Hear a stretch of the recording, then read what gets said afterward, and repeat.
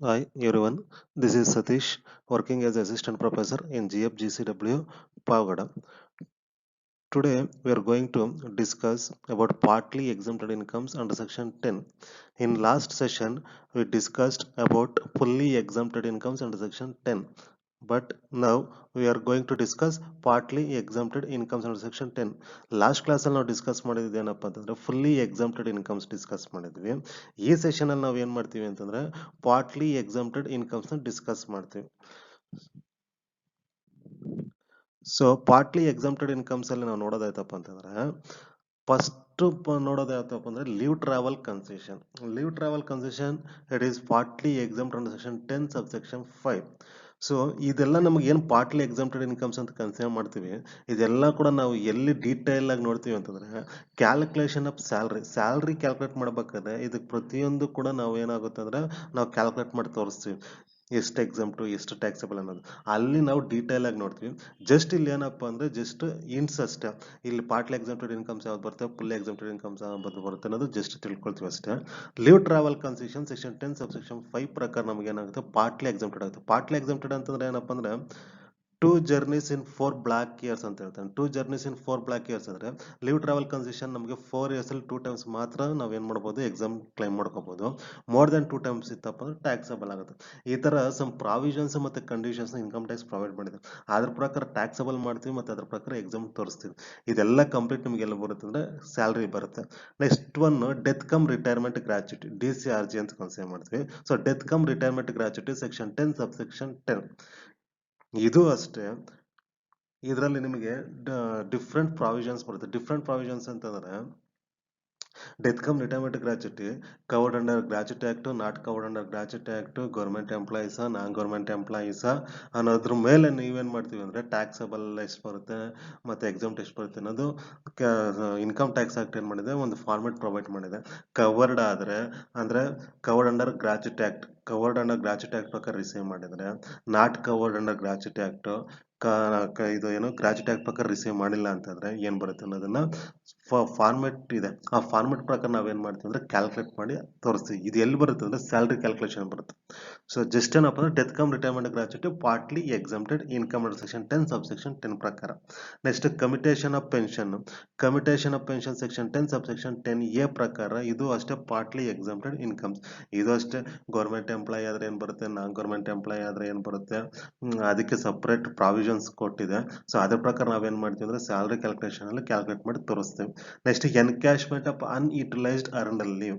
Unutilised earned leave ಅಂತಂದ್ರೆ ಏನ್ organisations ಇಂದ ಅರ್ನ್ಡ್ ಲೀವ್ ಪ್ರೊವೈಡ್ ಮಾಡ್ತಾರೋ ಅದನ್ನ ಯೂಸ್ ಮಾಡ್ಕೊಂಡಿಲ್ಲ ಅಂತಂದಾಗ ಅದನ್ನ ಕ್ಯಾಶ್ ಕನ್ವರ್ಟ್ ಮಾಡ್ಕೋಬಹುದು. ಸೊ ಆ ತರ ಕ್ಯಾಶ್ ಕನ್ವರ್ಟ್ ಮಾಡ್ಕೊಂಡಾಗ ಯಾವ ತರ ಪ್ರಾವಿಷನ್ಸ್ ಇದೆ ಅನ್ನೋದು ನಮಗೆ ಎಲ್ಲಿ ಬರುತ್ತೆ ಅಂದ್ರೆ ಸ್ಯಾಲ್ರಿ ಕ್ಯಾಲ್ಕುಲೇಷನ್ ಬರುತ್ತೆ. So encashment of unutilised earned leave partly exempt according to section 10 subsection 10AA. Next retrenchment compensation section 10 subsection 10B ಪ್ರಕಾರ ನಾವೇನ್ ಮಾಡ್ತೀವಿ ಅಂದ್ರೆ ಪಾರ್ಟ್ಲಿ ಎಕ್ಸಮ್ಟ್ ಮಾಡ್ತೀವಿ, ಪಾರ್ಟ್ಲಿ ಟ್ಯಾಕ್ಸಬಲ್ ಮಾಡ್ತೀವಿ. Next payment under provident fund act 1925. Payment under provident fund act 1925 ಪ್ರಕಾರ ಏನಾಗುತ್ತೆ ಅಂದ್ರೆ ಇದು ಕೂಡ 10 ಸಬ್ಸೆಕ್ಷನ್ 11 ಪ್ರಕಾರ ಪಾರ್ಟ್ಲಿ ಎಕ್ಸಮ್ಟೆಡ್ ಇನ್ಕಮ್. ನೆಕ್ಸ್ಟ್ ಬಂದು payment under recognised provident fund section 10 subsection 12. Payment under recognised provident fund ಇದು ಕೂಡ ಏನಾಗುತ್ತೆ ಅಂತಂದ್ರೆ employers contribution, employers 12 more than 12% ಮೇಲೆ ಕಾಂಟ್ರಿಬ್ಯೂಟ್ ಮಾಡಿದ್ರೆ ಟ್ಯಾಕ್ಸಬಲ್ ಆಗುತ್ತೆ, ಲೆಸ್ ದನ್ 12% ಕಾಂಟ್ರಿಬ್ಯೂಟ್ ಮಾಡಿದ್ರೆ ಎಕ್ಸಾಮ್ಟ್ ಆಗುತ್ತೆ.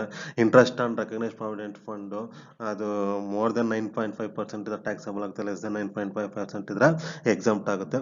ಈ ತರ ಏನು ಸಮ್ ಗೈಡ್ಲೈನ್ಸ್ ಮತ್ತೆ ಪ್ರಾವಿಷನ್ಸ್ ಪ್ರೊವೈಡ್ ಮಾಡಿದ್ಯೋ ಆ ಬೇಸ್ ಮೇಲೆ ನಾವೇನ್ ಮಾಡ್ತೀವಿ ಅಂತಂದ್ರೆ ನಾವು ಎಕ್ಸಾಮ್ಟ್ ಎಷ್ಟು ಬರುತ್ತೆ, ಟ್ಯಾಕ್ಸಬಲ್ ಎಷ್ಟು ಬರುತ್ತೆ ಅನ್ನೋದನ್ನ ಸ್ಯಾಲ್ರಿ ಕ್ಯಾಲ್ಕುಲೇಟ್ ಮಾಡ್ಬೇಕಾದ್ರೆ ಮಾಡಿ ತೋರಿಸ್ತೀವಿ. So payment under recognised provident fund section 10 subsection 12 ಪ್ರಕಾರ partly exempted. Next payment from approved superannuation fund. Payment from approved superannuation fund ಅಂತಂದ್ರೆ ಸೆಕ್ಷನ್ 10 ಸಬ್ಸೆಕ್ಷನ್ 13 ಪ್ರಕಾರ ಇದೇನಾಗುತ್ತೆ ಅಂದ್ರೆ ಎಕ್ಸಾಮ್ ಬರುತ್ತೆ ಅಂದ್ರೆ partly exempt. Next house rent allowance HRA. House rent allowance ಅಂದ್ರೆ section 10 subsection 13A ಪ್ರಕಾರ ನಾವೇನ್ ಮಾಡ್ತೀವಿ ಅಂತಂದ್ರೆ ಕ್ಯಾಲ್ಕುಲೇಟ್ ಮಾಡಿ ತೋರಿಸ್ತೀವಿ. So next prescribe special allowance or benefit specifically granted to meet expenses only necessarily and exclusively incurred in the performance of duties ಅಂತ ಹೇಳ್ತಾನೆ. So ಏನು ಕೆಲವೊಂದು ಅಲಯನ್ಸಸ್ ಮತ್ತು ಬೆನಿಫಿಟ್ಸ್ ಆರ್ಗನೈಸೇಷನ್ ಕಡೆಯಿಂದ ಪ್ರೊವೈಡ್ ಮಾಡ್ತಾರೋ ಆ ಕೆಲವೊಂದು ಅಲಯನ್ಸಸ್ ಮತ್ತು ಬೆನಿಫಿಟ್ಸ್ ಏನಾಗುತ್ತೆ ಅಂದರೆ ಪಾರ್ಟ್ಲಿ ಟ್ಯಾಕ್ಸಬಲ್ ಆಗುತ್ತೆ, ಪಾರ್ಟ್ಲಿ ಎಕ್ಸಮ್ಟ್ ಆಗುತ್ತೆ. ಈಗ ಆರ್ಗನೈಸೇಷನ್ ಪ್ರೊವೈಡ್ ಮಾಡೋಂಥ ಎಷ್ಟು ಅಲಯನ್ಸಸ್ ಫುಲ್ಲಿ ಎಕ್ಸಮ್ಟ್ ಬರುತ್ತೆ, ಫುಲ್ಲಿ ಟ್ಯಾಕ್ಸಬಲ್ ಬರುತ್ತೆ, ಪಾರ್ಟ್ಲಿ ಎಕ್ಸಮ್ಟು ಪಾರ್ಟ್ಲಿ ಟ್ಯಾಕ್ಸಬಲ್ ಬರುತ್ತೆ.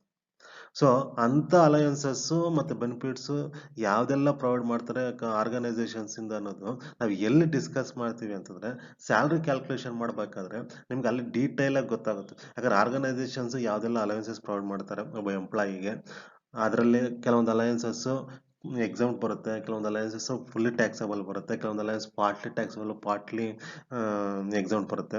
ಇಂಥ ಅಲಯನ್ಸಸ್ನೆಲ್ಲ ನಾವು ಎಲ್ಲಿ ಡಿಸ್ಕಸ್ ಮಾಡ್ತೀವಿ ಅಂತಂದರೆ ಕಂಪ್ಲೀಟಾಗಿ ಸ್ಯಾಲ್ರಿ ಕ್ಯಾಲ್ಕುಲೇಷನಲ್ಲಿ ಡಿಸ್ಕಸ್ ಮಾಡ್ತೀವಿ. ಸೊ ಇಲ್ಲಿ ನಾವು ಈ ಸೆಷನ್ ನಾವು ಡಿಸ್ಕಸ್ ಮಾಡೋದು ಏನಪ್ಪ ಅಂತಂದ್ರೆ partly exempted incomes. Partly exempted incomes ನಾವು ಏನು ಕನ್ಸಿಡರ್ ಮಾಡ್ತೀವಿ ಅಂದ್ರೆ some part of income is taxable, some part of income is exempted. Some part of income ಏನಾಗುತ್ತೆ ಟ್ಯಾಕ್ಸಬಲ್ ಆಗುತ್ತೆ, some part of income exempt ಆಗುತ್ತೆ. ಅದರಿಂದ ನಾವು ಏನಂತ ಕನ್ಸಿಡರ್ ಮಾಡ್ತೀವಿ ಅಂದ್ರೆ ಪಾರ್ಟ್ಲಿ ಎಕ್ಸಮ್ಟೆಡ್ ಅಂತ ಕನ್ಸಿಡರ್ ಮಾಡ್ತೀವಿ. So some part income is taxable, some part income is exempt. So some part taxable ಆದ್ರೆ ಸಮ್ ಪಾರ್ಟ್ ಎಕ್ಸಮ್ಟ್ ಬರುತ್ತೆ. That's why we called partly exempted income ಅಂತ. ಅದಕ್ಕೋಸ್ಕರ ನಾವು ಏನ್ ಮಾಡ್ತೀವಿ ಅಂದ್ರೆ ಪಾರ್ಟ್ಲಿ ಎಕ್ಸಮ್ಟೆಡ್ ಇನ್ಕಮ್ ಅಂತ ಕನ್ಸಿಡರ್ ಮಾಡಿರೋದು. ಸೊ ಅದರಲ್ಲಿ ನಾವು ನೋಡೋದಾಯ್ತಪ್ಪ ಅಂತಂದ್ರೆ ಆಲ್ರೆಡಿ ನಾವು ಡಿಸ್ಕಸ್ ಮಾಡ್ದಂಗೆ ಪಾರ್ಟ್ಲಿ ಎಕ್ಸಮ್ಟೆಡ್ ಇನ್ಕಮ್ಸ್ ಅಲ್ಲಿ ಯಾವ್ದು ಬರುತ್ತೆ ಅಂತಂದ್ರೆ ಲೀವ್ ಟ್ರಾವೆಲ್ ಕನ್ಸೆಷನ್ ಬರುತ್ತೆ, ಡೆತ್ ಕಮ್ ರಿಟೈರ್ಮೆಂಟ್ ಗ್ರಾಚ್ಯುಟಿ ಬರುತ್ತೆ, ನೆಕ್ಸ್ಟ್ ಕಮ್ಯುಟೇಷನ್ ಆಫ್ ಪೆನ್ಷನ್ ಬರುತ್ತೆ, ನೆಕ್ಸ್ಟ್ ಬಂದು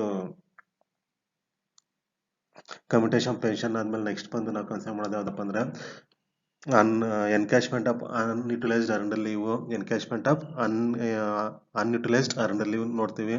ನೆಕ್ಸ್ಟ್ ಬಂದು payment under recognised provident fund, payment from approved superannuation fund, house rent allowance, prescribed sub special allowances, ಇದೆಲ್ಲ ಕೂಡ ನಾವೇನು ಮಾಡ್ತೀವಿ ಅಂತಂದರೆ ಇದರಲ್ಲಿ ಡಿಸ್ಕಸ್ ಮಾಡೋಂಥ ಪಾರ್ಟ್ಲಿ ಎಕ್ಸಮ್ಟೆಡ್ ಇನ್ಕಮ್ಸ್ ಅಲ್ಲಿ ಮೇನ್ ಕನ್ಸಿಡರ್ ಮಾಡೋಂಥ ಇನ್ಕಮ್ಸ್.